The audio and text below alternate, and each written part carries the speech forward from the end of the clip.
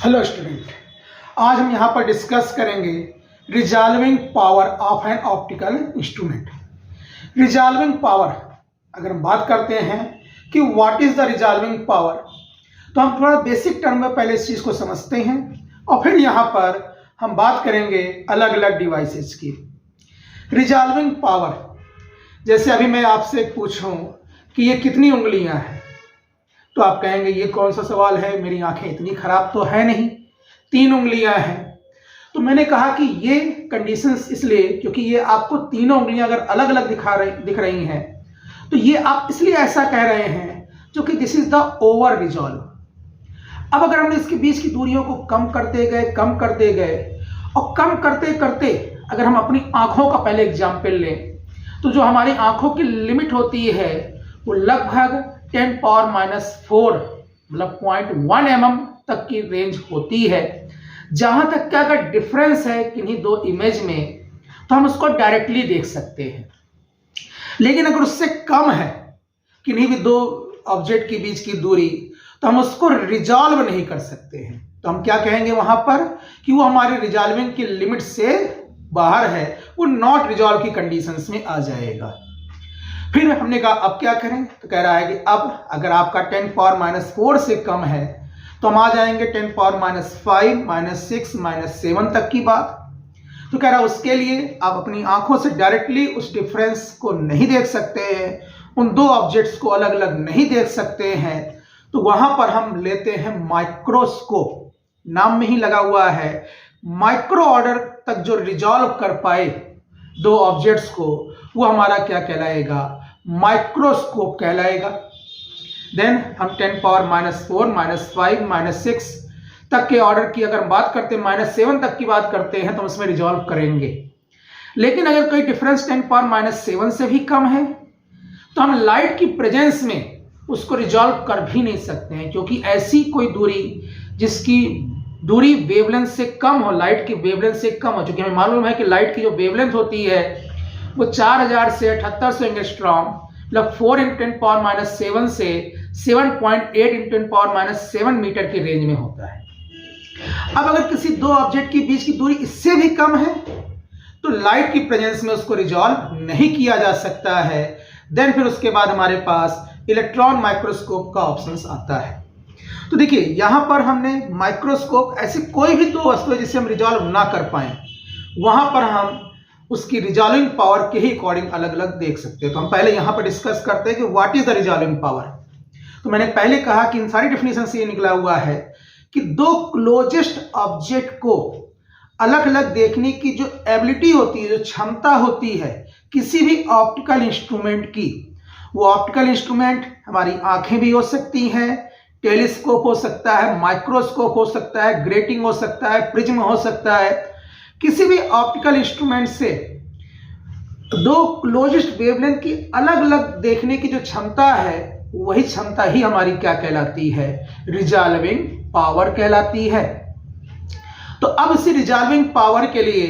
Rayleigh's की एक condition से, बहुत ही इंपॉर्टेंट टॉपिक है बीएससी में भी और बीटेक में भी, वो हमारा है Rayleigh's criterion condition of resolving power. अब रेलीज ने किया क्या, रेलीज ने देखिए यहां पर स्पेक्ट्रा बनाया हुआ है। ये हमारा स्पेक्ट्रा देखने से लग रहा है कि ये डिफ्रैक्शन स्पेक्ट्रा है किसी भी सिंगल स्लिट से, क्योंकि हमें मालूम है कि कोई भी लाइट है वो डिफ्रैक्ट होकर अगर हमारे पास आ रही है, तो हमने यहां पे 2 डिफ्रैक्शन स्पेक्ट्रा लिए हुए हैं।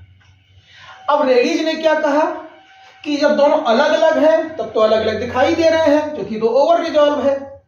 लेकिन अगर एक साथ हम इंसिडेंट कर दें,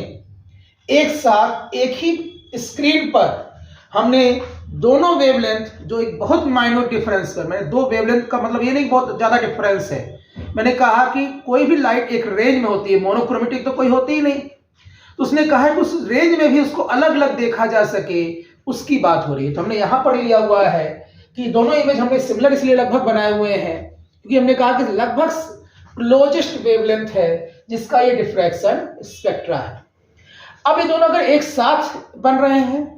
तो रेलीज ने क्या कहा, रेलीज ने कहा यहां पर कि ये दोनों अगर एक ही स्क्रीन पर है तो अलग अलग कब दिखाई देंगे,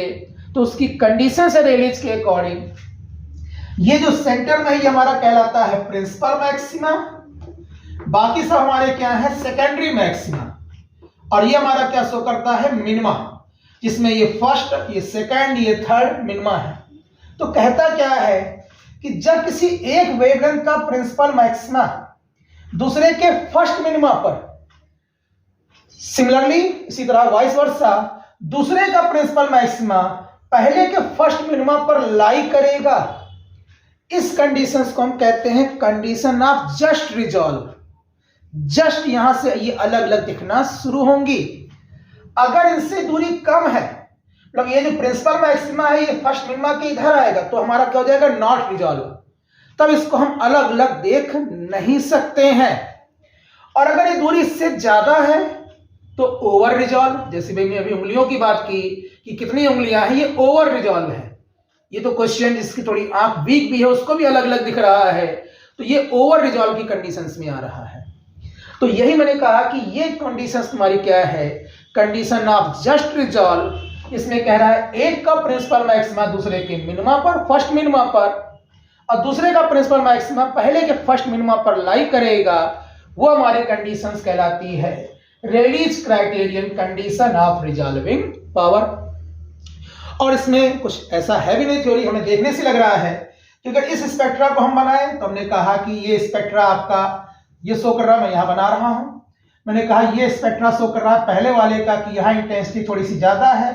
यहां उससे कम हुई, यहां उससे कम हो रही है। यही स्पेक्ट्रा है हमारा यहां पर कि इंटेंसिटी जैसे से दूर जा रहे हैं वो कम हो रही है। अब हमें मालूम है कि अगर दूसरा वेवलेंथ इसी के ऊपर ओवरलैप कर जाएगा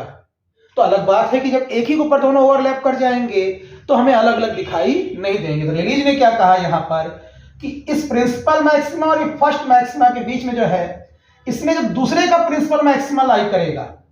तो अब देखिए ये फिगर क्या शो कर रहा है कि इसके फर्स्ट मिनिमा पर दूसरे का प्रिंसिपल मैक्सिमा, मान लिया ये लैम्डा 1 है, ये लैम्डा 2 है, तो लैम्डा 1 के फर्स्ट मिनिमा पर इसका मैक्सिमा और उसी का अपोजिट है, जो कि इसको ग्राफ से दिखाएं तो यही ग्राफ हमने बनाया हुआ है, जिसमें ये कम इंटेंसिटी हुई, ये उससे कम हुई, ये उससे कम हुई, और ठीक उसी तरीके से दूसरे का प्रिंसिपल मैक्सिमा हुआ, तो वही कंडीशंस यहां पर हमने ग्राफ में बनाया हुआ है, वही उधर ऑर्डर में है, वही सेम चीज इधर भी आएगी। तो ये कंडीशंस है जो यहां पर रेलीज ने दी, जो कि कंडीशन ऑफ जस्ट रिजॉल्व कहलाता है। और इसी कंडीशंस की मदद से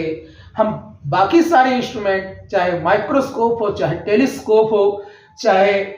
ग्रेटिंग हो, प्रिज्म हो, हम उन सब की रिजॉल्विंग पावर यहां पर कैलकुलेट कर सकते हैं। ठीक, तो हम इसी की मदद से, इसी रेलीज कंडीशंस की मदद से हम यहां पर निकालेंगे रिजॉल्विंग पावर ऑफ ग्रेटिंग अगले लेक्चर में। धन्यवाद। आज हम डिस्कस करेंगे resolving power of grating. Grating अगर हम बात करते हैं यहां पर प्लेन ट्रांसमिशन ग्रेटिंग, तो पहला क्वेश्चन आता है कि व्हाट इज द ग्रेटिंग। तो ग्रेटिंग, इसके पहले हमने और लेक्चर्स में इसकी चर्चा की थी, लेकिन हम फिर से यहां पर देखते हैं। ग्रेटिंग जो है हमारा, it is arrangement of a large number of slits, जिसमें सभी स्लिट्स की थिकनेस जो होगी वो आपस में बराबर होगी, और किन्हीं भी दो जो रेगुलर स्लिट्स हैं उनके बीच का जो डिफरेंस होगा वो भी आपस में बराबर होगा। मतलब एक ऐसा अरेंजमेंट जिसमें नंबर ऑफ स्लिट्स हो, जिसमें सभी की थिकनेस आपस में बराबर हो और उनके बीच का सेपरेशन भी आपस में इक्वल हो, वो हमारा अरेंजमेंट हमारा क्या कहलाता है, ग्रेटिंग। तो देखिए यहां पर हमने एक ग्रेटिंग लिया हुआ है, जिसमें यहां पर नंबर ऑफ स्लिट्स ली हुई है हमने यहां पर, जिसमें हर स्लिट की थिकनेस हमने यहां मान रखी है कि स्मॉल ई है, उनके बीच का सेपरेशन माना हुआ है डी है, इसलिए यहां पर हमारा ग्रेटिंग एलिमेंट क्या हो गया है, ई प्लस डी। तो ये तो हो गया कि व्हाट इज द ग्रेटिंग। अब अगर हमें रिजॉल्विंग पावर की बात करनी है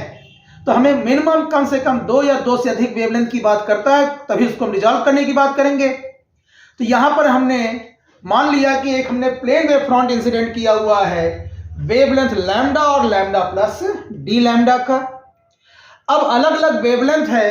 स्लिट के कॉर्नर से डिफ्रैक्ट करेगी अलग अलग एंगल से। जो हमारा लैम्डा है वो डिफ्रैक्ट हो रहा है थीटा एंगल से, और जो लैम्डा प्लस डी लैम्डा है वो डिफ्रैक्ट हो रहा है theta plus D theta angle से। तो हमें निकालना क्या है, हमें वो लिमिट निकालनी है जिस वैल्यू पर ये जस्ट रिजॉल्व हो, उसके एबव तो हमारा ओवर रिजॉल्व है ही है, जैसा कि हमने लास्ट लेक्चर में डिस्कस किया था। तो तुरंत हमने यहाँ पर अगर ग्रेटिंग लिया हुआ है तो ग्रेटिंग की कंडीशंस, जो कि रेलीज ने क्या कहा था कि कंडीशन ऑफ जस्ट रिजॉल्व के लिए एक का प्रिंसिपल मैक्सिमा की पोजीशन मालूम होनी चाहिए और दूसरे के फर्स्ट मिनिमा की। तो पहले देखिए यहां पर हमने क्या लिखा हुआ है ग्रेटिंग का, कंडीशन ऑफ प्रिंसिपल मैक्सिमा जो कि क्या है E plus D sine theta equal to n lambda, और दूसरा लिखा है हमने कंडीशन ऑफ मिनिमा जो कि क्या है capital N into E plus D sine theta equal to m lambda, जहां पर यह हमारा क्या है ऑर्डर ऑफ मिनिमा है,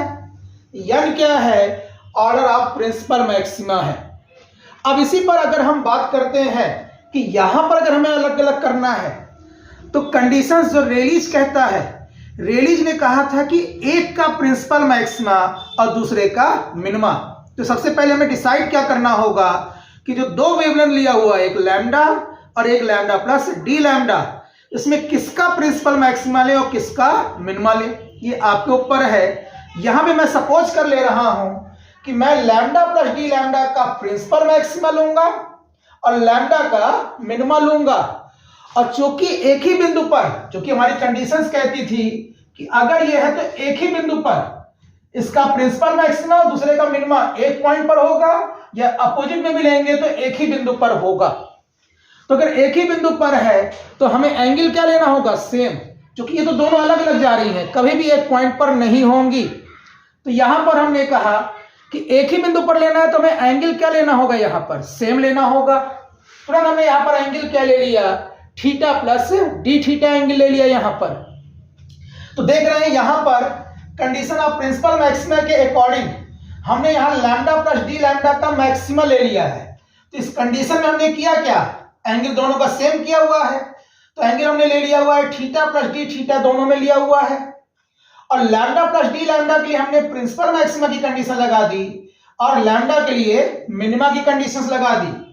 तो ये हमारा पहला इक्वेशन बन गया यहां पर, condition of principal maxima of nth order for wavelength lambda plus d lambda, और ये क्या शो कर रहा है, condition of minima for wavelength lambda mth order का। अब करा ये n और ये m, ये तो दो अलग अलग नंबर्स हैं, इसका क्या मतलब है यहां पर, तो कह रहा है कि एक्चुअल में है क्या कि जो ग्रेटिंग है, अगर हम यहाँ पे ग्रेटिंग का स्पेक्ट्रा देखें तो ग्रेटिंग में होता क्या है, हमें ये प्रिंसिपल मैक्सिमा जीरो ऑर्डर का, फिर उसमें सेकेंडरी मैक्सिमा के बाद फिर फर्स्ट ऑर्डर, फिर सेकेंड ऑर्डर,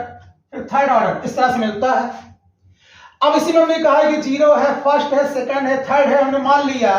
कि ये हमारा mth ऑर्डर है, या मतलब यहाँ पे मैक्सिमा क्या लिया हुआ है, nth ऑर्डर है, तो हमने nth ऑर्डर ले लिया। अब कह रहा है दूसरे के लिए भी यही कह रहा है कि जो दूसरे का प्रिंसिपल मैक्सिमा इसके फर्स्ट मिनिमा पर, उसके बाद वाला उसके फर्स्ट मिनिमा पर, उसके बाद वाला उसके फर्स्ट मिनिमा पर, ऐसे ही होना चाहिए। तो कह रहा है कि यहां पर दूसरे का कौन सा ऑर्डर जो nth ऑर्डर के प्रिंसिपल मैक्सिमा के जस्ट बाद हो। तो कंडीशंस कहती है कि अगर यहां स्मॉल m बराबर हम क्या रख दें, small n into capital N, तो तुरंत हमारा क्या हो जाएगा, कैपिटल N कैंसिल हो जाएगा और यही फार्मूला आ जाएगा, यही फार्मूला आ जाएगा। तो ये किसकी कंडीशन हो जाएगी, ये कंडीशन हो जाएगी प्रिंसिपल मैक्सिमा की। तो हमें क्या लेना, हमें दो प्रिंसिपल मैक्सिमा तो एक पॉइंट पर लाई करने नहीं है, हमें प्रिंसिपल मैक्सिमा और एक मिनिमा, और हमने जैसा कंडीशन देखा कि प्रिंसिपल मैक्सिमा और मिनिमा के बीच में जो डिफरेंस है वो लैम्डा का डिफरेंस है, मतलब +1 हो जाएगा। तो उसी के लिए हमने कहा कि जहां m लिया हुआ है, m के यहां पर क्या रखेंगे, small n into capital N +1, क्योंकि यहां पर रखने पर हुआ क्या कि इस केस में अगर nth ऑर्डर है तो यहां पर दूसरे का क्या है, कैपिटल N इंटू N +1 रखेंगे, तो nth ऑर्डर के प्रिंसिपल मैक्सिमा के जस्ट बाद वाले मिनिमा पर लाई करेगा। तो हमने उठाकर इसको पुट कर दिया हमने इस इक्वेशन नंबर 2 में। तो हमारा ये है n into E plus D sine theta plus D theta बराबर small n into capital N into lambda, हमने पुट कर दिया यहां पर। अब n को इधर ट्रांसफर कर देंगे तो क्या हो जाएगा, E plus D sine theta plus D theta equal to small n into capital N +1 into lambda upon n, जिसमें देख रहे हैं कि क्वेश्चन नंबर 1 में भी LHS यही है, E plus D sine theta plus D theta, यहां पर भी हो गया। तुरंत कह रहे हैं कि 1 जो कि लैम्डा प्लस डी लैम्डा की कंडीशंस थी, और इक्वेशन 3 इनको आपस में क्या कर दें, कंपेयर कर दें। कंपेयर करेंगे तो इक्वेशन नंबर 1 से क्या है RHS, small n into lambda plus d lambda. यहां पर क्या आया हुआ है, small n into capital N plus 1 into lambda upon capital N। अब देख रहे हैं दोनों साइड में, तो n को क्रॉस कर देते हैं। तो n को जब इधर क्रॉस करेंगे कैपिटल N को, तो पहला टर्म स्मॉल n, यहां से कैपिटल N भी आएगा, तो जाएगा small n into capital N, पहले टर्म में मल्टीप्लाई कर दिए तो हो गया लैम्डा प्लस फिर small n into capital N है इंटू डी लैम्डा बराबर, इस ब्रैकेट को भी ओपन कर दिया तो हो गया small n into capital N into lambda plus lambda, जिसमें देख रहे हैं कि स्मॉल n लैम्डा और स्मॉल n लैम्डा ये हो जाएगा कैंसिल। अब हमारा बच क्या टर्म रहा है, बच रहा है small n into capital N d lambda equal to lambda.